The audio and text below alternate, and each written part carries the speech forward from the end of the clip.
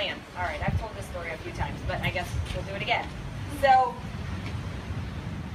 we've talked a lot about kind of how I ended up. I know we were talking about it last night. I was talking to Josh about it, like how I ended up with Beachbody. But usually when I tell this story, I backtrack quite a bit, and it seems like every time I tell this story, I backtrack a little bit further. But it's important because there is a little bit of a, there's a lesson in all of it, I guess. Because, so I'm going to backtrack to when I was 5. Wow. Don't worry, we'll jump ahead really quick. But there is an important story in there. When I was 5, I was at my mom's apartment with my older brother and sister. And we were playing, and I kept telling my mom my hip hurt. I was like, my hip hurts, my hip hurts. She's like, fine, fine, fine. So when I went to bed, we all go to bed, still in pain. I woke up in the middle of the night, went to walk to my mom's room, fell in the living room from the pain. My mom came out, picked me up, brought me in her bed. We get up the next morning, and my brother and sister are getting ready to go to school, and my mom's like, Autumn, come on, you gotta get up, you gotta get up. And I was like, my hip hurts, my hip hurts. She thought I was just kind of like, not faking it, but she didn't think it was that big of a deal until I went to get out of bed. And I stepped out of bed and I collapsed on the floor, screaming bloody murder and pain. And my mom was like, oh shit, something's wrong. Called my dad and was like, I'm rushing her to the hospital, meet us there. So we lived in Ohio, they rushed me to Rainbow's Babies and Children. I couldn't sit in the car, I had to lay down because just to sit was too much pain on my hip. I was in the hospital for a week. They ran every test humanly possible on me to try to figure out what was wrong. I mean, needles in my thigh like this big. They were like, is it a flesh-eating bacteria inside her body, eating the muscle? Like, no idea. Every test possible. Remember that to a T. It was Christmas. Santa brought me lifesavers. It was great. And I got a lot of coloring books. Never figured out what was wrong with me. They sent me home a week later on crutches, and it just got better. But they told my parents, they're like, look, she might never walk again. That was the first thing they said. And I did. And they were like, but she really shouldn't do like sports because since we don't know what caused it, we don't know what could cause it to start back up again. So even though my dad would like let us, like, you know, I was allowed to go play and everything, it wasn't like I was kept in a box, but I wanted to dance. And he was like, no, you can't dance. We don't know what's wrong with your hip. And I wanted to take gymnastics. And it was like, no, you can't take gymnastics. We don't know what was wrong with your hip. And after about 7 years of begging, I was in 8th grade and he finally let me sign up for dance classes because it was like, okay, clearly nothing's wrong with you, you're fine. So it wasn't until I was 14 that I actually got to start dancing, and that's all I ever wanted to do was be a dancer. So I started late, like, so it was the first time I guess ever in my life that I had to deal with that setback of like fighting my way to get to do what I wanted to do. And starting late, so being behind the 8 ball of everybody else that was in that dance class who had been dancing for 7 years already. And I was like, but I want to do what they're doing and I want to compete, so I had to work a little bit harder to get myself up to their level. And I feel like that's kind of how my whole life has been. It's been 2 steps forward, 3 steps back to get to where I'm going. I wanted to be a dance major, so auditioned, did not get into my top choices because again, I was behind the 8 ball in terms of ballet and everything else, and that was the strong point of what you needed to be able to do when you went to college. So it's okay, I went to a smaller performing arts school, and I was just telling Hillary and some of them earlier when I got here this morning, like I had awesome dance teachers growing up that were nothing but motivational, positive reinforcement right up until I got to college. And my ballet master was a bastard, for lack of a better word. He was brutal to me. This is like the epitome of somebody who puts you down on a daily basis and tells you you're not good enough, you'll never amount to anything. Ended up injuring myself in college, bulging disc in my lower spine, so it was another one of those setbacks where it was like, okay, well I went to college to be a dancer. And in my senior year, they're like, the doctor was like, if you keep dancing, you're gonna end up in back surgery at 20 years old and you'll probably never dance again. So it was like either finish my dance degree and risk back surgery, or not finish my dance degree and try to figure out what the hell to do with my life because I was gonna be a dancer. I picked the latter. I was like, okay, I gotta figure out what else I'm gonna do with my life. So I left school for a semester. I went back. I thought about being a physical therapist. That wasn't going the way I wanted it to. I left again, and I was like, I'm just not finishing. Like, I don't know what I want to do, and I'm not spending $30,000 a year trying to figure it out. I'm going to go figure it out, and then I'll go back if I need to go back. So I moved to California. At the time, I moved in with my mom. Most people don't know, I actually don't talk to my mom anymore. I haven't talked to my mom in about 4 years. But at the time, I was still talking to her. I moved in with her. That lasted for about 8 weeks. And I was like, this is not working. So I went back to St. Louis. So again, it was like two steps forward. I got to California, that's where I wanted to be. But my living situation wasn't working out, and I couldn't afford to be living on my own yet. So I went back. I went back to St. Louis again. And I was like, I'm just gonna save for a year. And I worked 7 days a week, double shifts, waiting tables, and saved every penny I could save to move back. And move back a year later. So I'm kind of the person, like when I put my mind to something, like if I decide that that's what's gonna happen, that's just what's gonna happen. There's no other option. And like, I just won't stop until it happens. That's a mindset I think my dad taught me, because I was raised by my dad, that you just go for it as hard as you can until you make it work. So I went back. I was pursuing acting. I was dancing a little bit at the time because I could still dance. I just couldn't dance like 10 hours a day anymore. And I was waiting tables, and I was getting burnt out on waiting tables because I had been doing it for like 10 years. I put myself through college. I paid for my college waiting tables. And I was like, I gotta do something else. I'm not meant to sit at a desk. What else am I gonna do? So that's kind of how I found fitness, because I was like, I'm not gonna teach dance, even though I had taught dance in the past. I didn't want dance, I wanted that to be for me. Like I said, that ballet teacher in college crushed my self-confidence. Rushed it. I stopped dancing for 3 years. I wouldn't step foot in a dance class. I was like, terrible, I suck at it, I should have never done it, not happening. And I remember I was in my like little studio apartment one day, and I had a calendar that had Britney Spears on it, because I love her. And I was like, damn it, I really miss dance. Like, I want to go back to class. And I got online, and we have a school called the Edge Performing Arts Center in California. It's like the best of the best. And I was like, I'm gonna go to the Edge. Like, that had always been my dream, to go take class there. And I had been in LA for a year, and I still hadn't gone. I get online, and I literally went back to beginner jazz, like Jazz 1 class. Like, this is a class I would have taken when I was like 15 years old. And I was like, yeah, that's where I belong, Jazz 1. Went to that jazz class, and lo and behold, I found another amazing teacher who like motivated and inspired and was not like the negative person that I had spent the last 4 years with. And he was fantastic. I met a very good friend in that class. She became like one of my best friends out in LA. And I was in his class for like the next 2 years. So it was like, I kind of got my confidence back. Like, but I had to start at the beginning. We were talking about this, about sometimes you got to go down to go up. And that was for me, like I had to put myself back in a beginner class to feel like I could rise back up to where I was. And so I was dancing, I was waiting tables. I met the man who I ended up marrying. He was a lot older than me, he's 12 years older than me. And he was like, you need a real job. Like, you have to have a career for us to get married. You can't be doing this whole acting thing. And I was like, I was young, I was impressionable, so I was like, okay.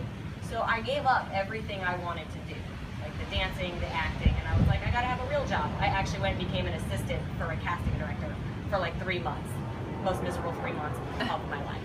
So while I was being a casting director or assisting that, I was like, what else am I gonna do? This is not gonna help. Like, I will hate life. So I started researching personal training certifications. I ended up going with the National Academy of Sports Medicine, and 3 months later, I had my certification, and I was like, I'm quitting this job. There's no way I can do this. This is miserable. I'm gonna be a trainer. And he was like, okay, but there were still stipulations. He's like, I don't want you working at a gym, so like in-home training, because he didn't want me working with guys. So I was like, that's fine. So I found a company, actually I've always had a passion of working with kids too, and this company did a lot with women and a lot with kids. So I was doing in-home training, working with women, working with kids, loved it. Learned a ton over the 3 years that I was with them, went on to get more certifications, became a specialist in pre and postnatal fitness. Throughout that I had my son, and along the way my husband was like, he wasn't happy at his job, he wanted to switch companies. And he ended up applying to be a manager for Equinox, and he got hired as a manager for Equinox, but he got hired for a management position in Dallas, Texas. And he's like, what do you feel about moving? And I was like, well, all right. My mom lived in Dallas. We were still talking at the time. I was like, maybe this is just what we're supposed to do. Like, we can have a little bit better family life out there, you know, because it's cost of living's way less. So I was like, okay, I agree to. And I remember, like, we packed up the apartment, and I was standing in my apartment sobbing. And I was like, I cannot believe we're leaving LA. Like, this is horrible. We moved, and I cried every single day we were there. And my mother was no help. That's all I'll say about that. We were there for 5 weeks, and my husband came home from work one day, and I looked at him and I said, I'm going back with or without you. And I was like, at the time, I was on my own. I had my own personal training business in home that was doing very well when we left. And I was like, we've been gone for 5 weeks. If I don't go back now, I will lose everything I built. I was like, I'm out, and I'm taking Dominic with me. You can come, you can stay, I don't care, I'm going. And he's like, well, I'm gonna stay because I have to have a job. And he's like, I'll wait, I'll get a transfer as fast as I can. Great, packed up the car and drove back the next day. And that was it, I was on my own, taking care of Dominic, hired a nanny, and went back to doing my business. So I was up at 4:30 every morning, and I would work 14-hour days. I would come home and see Dominic in between, and that's just what I did. And my husband came back 3 years later, and I had kind of started to have the idea for portion control a little bit, started bouncing ideas off of him. He was never big on me being an entrepreneur. In the midst of all that, I started writing for Brooke Burke and her website. I started doing like videos with her for her website. I ended up going to work at Equinox, so I took on some more celebrity clients there. Life was getting good. In the midst of all of that, things were not going really well between he and I. We're not meant to be together. So we got divorced. So it was always this yin and this yang for me of like, things would be really good, but then there'd be this like really crap side happening at the same time. In the midst of all of that, I started developing Change My Plate, which is now, what you guys know, is 21 Day Fix. It took 2 years to develop. Obviously, I didn't have Carl Deichler money backing me at the time.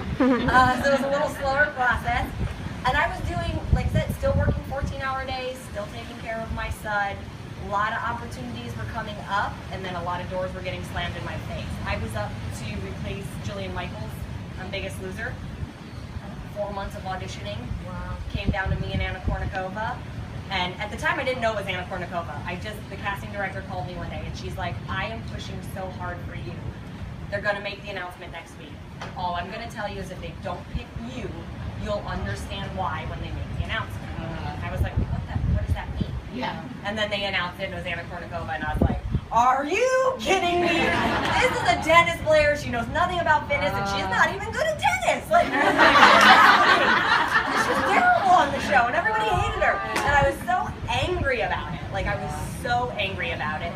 And in the midst of all of that, I lost the person that had been my best friend for 10 years because I finally launched Change My Plate. I launched it on the Hallmark Channel on a show called Home and Family. 2 months later, Beachbody called, and the long and short was that obviously they loved it and we signed a contract. And no sooner did we sign the contract, the person that had been my best friend for 10 years, who's in the fitness world, but in the dance side of the fitness world, was, I guess you could say, bit by the jealous bug that my career now took off higher than hers.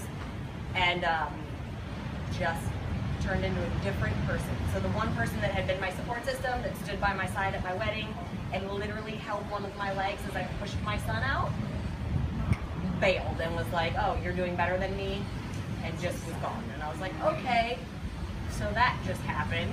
Like, I'm divorced, I'm taking care of my kid on my own, I'm working 14-hour days. I signed the contract, but I had no idea what the contract would actually lead to.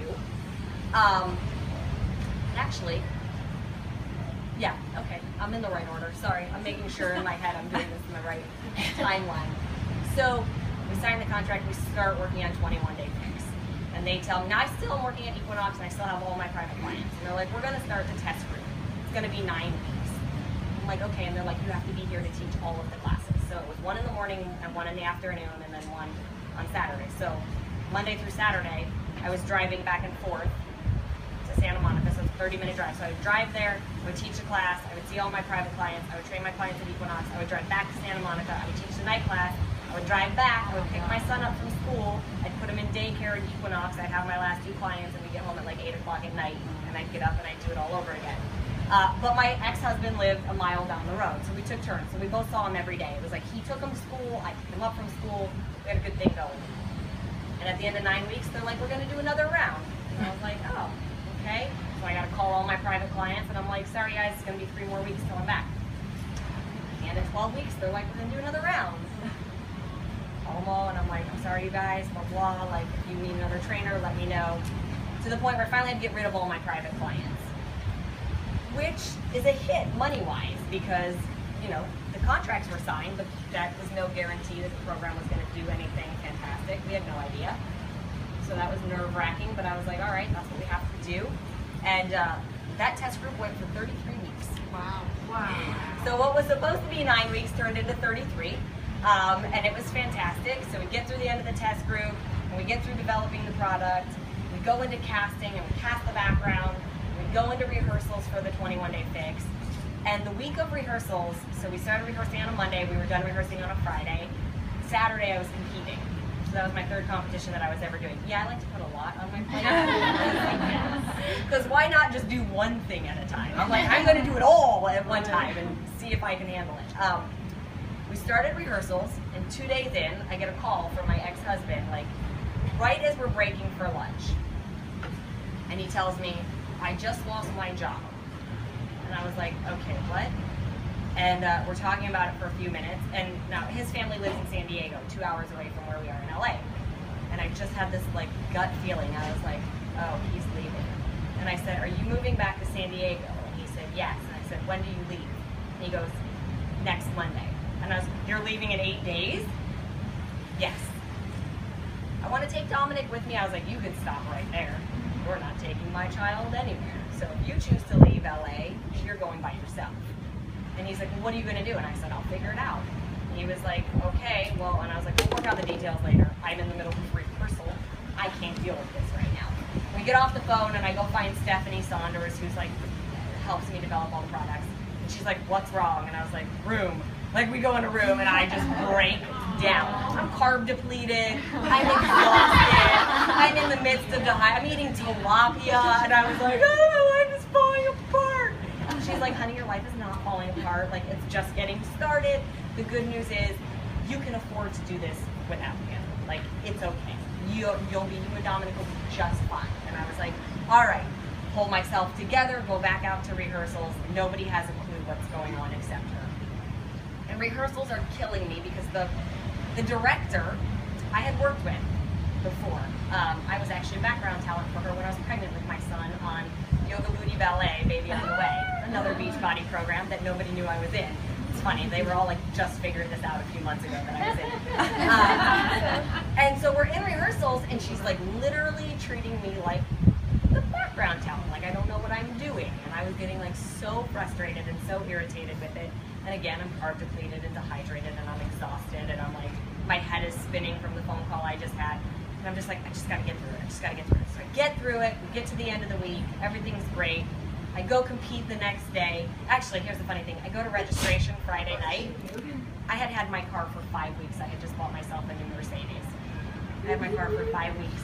I go to registration, everything's great, register. I'm like, yes, I'm gonna go home, rehearsals are over, everything's great. And a motorcycle takes the front end of my body and keeps going. And I was like, come on!